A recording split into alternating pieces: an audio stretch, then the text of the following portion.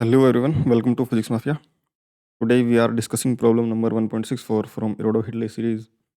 ये भी analogue friction का प्रॉब्लम है और ये प्रॉब्लम बेस्ड है इससे प्रीवियस प्रॉब्लम 1.63 पर।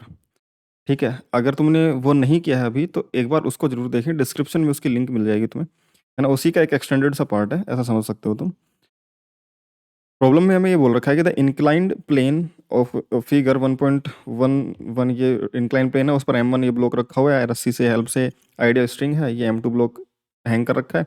ये कॉन्टैक्ट में है नहीं यहाँ पर, ये यहाँ पर कॉन्टैक्ट में है। और यहाँ का कोफिशिएंट ऑफ फ्रिक्शन हमें K दे रखा है, K की वैल्यू कोफिशिएंट ऑफ फ्रिक्शन 0.10 है। एंगल ऑफ इंक्लिनेशन अल्फा हमें 30 डिग्री दे रखा है। मासेस का रेशियो M2/M1 नीटा, M2 मास और अपॉन में M1 इनका रेशियो दे रखा है, हमें नीटा बोल रखा है उसको 2/3। तो हमसे ये पूछा है कि the masses of the pulley and the threads are negligible, है ना। पुली और थ्रेड का मास नेग्लिजिबल यानी कि ideal pulley and ideal strings हैं। पूछा find the magnitude and the direction of acceleration of body M2 when the formerly stationary system of mass M starts moving. Initially stationary था, इसको रेस्ट से छोड़ा तो ये मूव करना स्टार्ट करता है, तो एक्सेलरेशन क्या होगी M2 मास की। ठीक है, M2 मास की जो एक्सेलरेशन होगी वही M1 की होगी, M1 की अलोंग द इंक्लाइन होगी, M2 की वर्टिकल डायरेक्शन में होगी अगर ये चलेंगे तो। हमें पिछले प्रॉब्लम में 1.63 के अंदर हमने ये कंडीशंस निकाली थी कि M1 और M2 का क्या रेशियो होना चाहिए, जिससे कि अगर ये M2 नीचे की तरफ एक्सेलरेशन से चलता है तो कितना रेशियो होना चाहिए, अगर M2 ऊपर की तरफ एक्सेलरेटेड है यानी कि ये नीचे चल रहा है तो फिर इनका क्या रेशियो होना चाहिए, और अगर ये रेस्ट में है तो M2/M1 का क्या रेशियो होना चाहिए। तो या तो हम पिछले प्रॉब्लम में जो हमने कंडीशन निकाली थी रुके हुए रहने की, नीचे चलने की और ऊपर चलने की इस M2 के लिए एक्सेलरेटेड होने की, वो कंडीशन से हम ये निकाल सकते हैं कि जो M2/M1 का ये जो रेशियो दे रखा है 2/3, वो जो रेशियो आया था हमारा alpha sine alpha cos alpha और के फॉर्मेट में आया था, यानी कि साइन अल्फा प्लस के कोस अल्फा और साइन अल्फा माइनस के कोस अल्फा। ये दो लिमिटिंग वैल्यू थी। M2/M1 की वैल्यू अगर इससे ज़्यादा है, समझ में आ रही बात, या फिर इससे कम है, तो उसके हिसाब से ये या तो ऊपर जा रहा था या फिर नीचे जा रहा था। ठीक है, ये नीचे जाएगा। इससे अगर M2/M1 का रेशियो इस वाले टर्म से ज़्यादा आता है तो ये नीचे चलता है, और इस वाले टर्म से कम आता है तो ये ऊपर चलता है। और अगर इसके रेंज में है तो फिर ये रेस्ट में रहता है, फ्रिक्शन इसको चलने नहीं देता सिस्टम को। वो रिजल्ट कुछ ऐसा था कि अगर M2/M1 का रेशियो साइन अल्फा माइनस के कोस अल्फा से ज़्यादा और साइन अल्फा प्लस के कोस अल्फा से कम है तो सिस्टम रेस्ट में रहता है। और अगर M2/M1 की वैल्यू इस वाली वैल्यू से, जो कि रेस्ट में रहने के लिए मैक्सिमम वैल्यू, इससे ज़्यादा हो जाता है तो फिर ये नीचे गिरता है। और अगर ये जो रेस्ट में रहने की जो मिनिमम वैल्यू है M2/M1 की, उससे कम हो जाता है तो फिर ये ऊपर चलता है, M1 इसको नीचे खींचता है। समझ में आ गई क्या बात। तो या तो हम ये वैल्यू कैलकुलेट करें कि ये लिमिटिंग वैल्यू कौन कौन सी हैं, हम इसको कैलकुलेट करते हैं। साइन अल्फा प्लस के कोस अल्फा क्या बनेगा, अल्फा की वैल्यू 30 डिग्री है ना। इसके बिना भी मैं कैसे करेंगे वो भी बताऊंगा, बट इस ये जो रिजल्ट आया था पिछले प्रॉब्लम में उसकी हेल्प से कैसे करेंगे वो बता देता हूँ। ये रिजल्ट आया था कि साइन अल्फा प्लस के कोस अल्फा से कम में ये नहीं चलेगा, उससे ज़्यादा में चलेगा, उससे कम में यहाँ तक नहीं चलेगा, उससे कम में फिर चलेगा। तो पहले ये वाली अपर लिमिट देखते हैं कि इस लिमिट से कम आ रही है वैल्यू की ज़्यादा आ रही है तुम्हारे M2/M1 के रेशियो की। तो M2/M1 का रेशियो 2/3 दे रखा है, लेकिन ये रेशियो 2/3 इससे कम है कि ज़्यादा, वो कैलकुलेट करते हैं। तो साइन अल्फा प्लस के कोस अल्फा, साइन अल्फा यानी कि साइन 30 डिग्री हाफ बन जाएगा ये, है ना। हम लिखें कि साइन अल्फा प्लस के कोस अल्फा की वैल्यू कैलकुलेट करें तो ये बन जाएगा हाफ प्लस के है 0.1, 0.1 0.1 है कि इंटू कोस अल्फा यानी कोस 30 डिग्री √3/2। ये वाली जो वैल्यू होगी ये 1/2 प्लस 0.1 इंटू √3/2 यानी 1.732 अपॉन में 2। ये कितना बन जाएगा 1/2 प्लस ये बन जाएगा ये मल्टीप्लाई होकर के 0.1732 और ये जो बन जाएगा 0.5 है, ये 0.5 है, तो ये जो रेशियो बनेगा 0.5 यानी 0.6732। समझ में आ गई बात। ये वाला जो रेशियो है 2/3, ये 2/3 जो रेशियो है ये है 0.66। ध्यान से सुनना इसको, ये 0.366 है और ये 0.6732 आ रहा है। समझ में आ गई बात। ये 0.732 आ रहा है और ये 0.6666 चलता रहता है, यानी कि ये वाला जो रेशियो है ये ज़्यादा है, मतलब ये वाली जो वैल्यू है, ये वाली वैल्यू ज़्यादा है M2/M1 से। ठीक है, तो M2/M1 जो तुम्हारा है वो, ये जो तुम्हारी यहाँ से निकल के आ रही है ये वैल्यू 0.6732, सॉरी ये गलत कर दिया, क्योंकि अगर 0.6732 आएगा तो ये वाली वैल्यू ज़्यादा है और ये वाली वैल्यू ज़्यादा M2/M1 से कम है तो फिर वो रुका हुआ रहेगा। लेकिन हमने गलती ये कर दी इसमें, ये इतना आएगा नहीं, इसको 2 से डिवाइड नहीं करा, 2 से डिवाइड नहीं करा तो ये वाली वैल्यू 0.7, ये बन जाएगा 0.08 के आसपास की वैल्यू, तो ये बन जाएगा 0.6 0.08 के आसपास की वैल्यू, समझ में आ गई बात, 0.608 के आसपास की वैल्यू, 0.1732 को 2 से डिवाइड भी करना है और फिर उसमें ऐड करेंगे तो 0.068, यानी कि ये वाला जो रेशियो है M2/M1, ये तुम्हारा 20.66 है और ये तुम्हारा साइन अल्फा प्लस के कोस अल्फा है, ये कम है। तो M2/M1 जो है, M2/M1 इस वाली वैल्यू से ये ज़्यादा आ रहा है, मतलब कि M2 का रेशियो, M2 का जो इफेक्ट है वो ज़्यादा होगा, यानी कि ये वाला सिस्टम नीचे जाएगा, M2 नीचे जाएगा और M1 ऊपर की तरफ स्लाइड करेगा, ये हमें पता चल गया। और एक्सेलरेशन कितनी होगी वो फिर हम निकाल लेंगे, हमें पता चलेगा सिस्टम चल रहा है।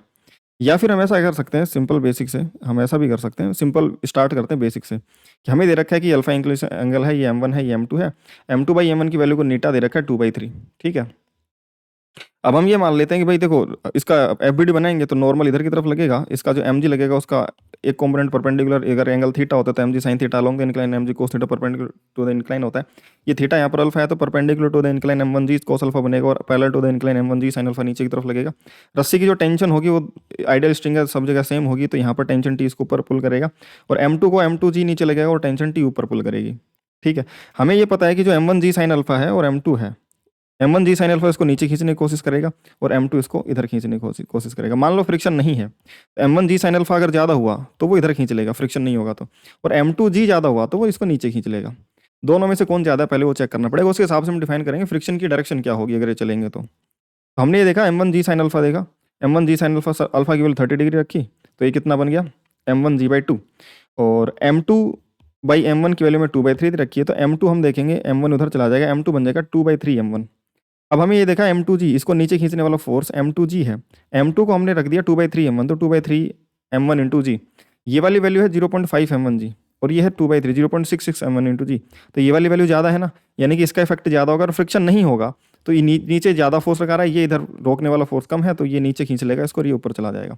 लेकिन ऐसा होने से पहले जैसे ही ऊपर की तरफ चलना स्टार्ट करेगा नीचे की तरफ फ्रिक्शन लगना स्टार्ट हो जाएगा, और नीचे की तरफ फ्रिक्शन हम लिमिटिंग देखते हैं कि वो कितना है। फ्रिक्शन लगेगा, M2 जो है वो पुल कर लेगा सिस्टम को नीचे की तरफ अपनी तरफ, और M2 move down and M1 will move up the incline, M2 नीचे की तरफ आएगा और ये ऊपर की तरफ इंक्लाइन प्लेन के लॉन्ग चलेगा। As the M1 moves up and up the incline, friction of M1 will be downward the incline plane. M1 अगर ऊपर की तरफ चल रहा है, मान लो W एक्सेलरेशन चलना स्टार्ट हो गया, एक्सेलरेशन को W में लगते हैं एरोडो में, तो हम भी उसको W से लिख ले रहे हैं।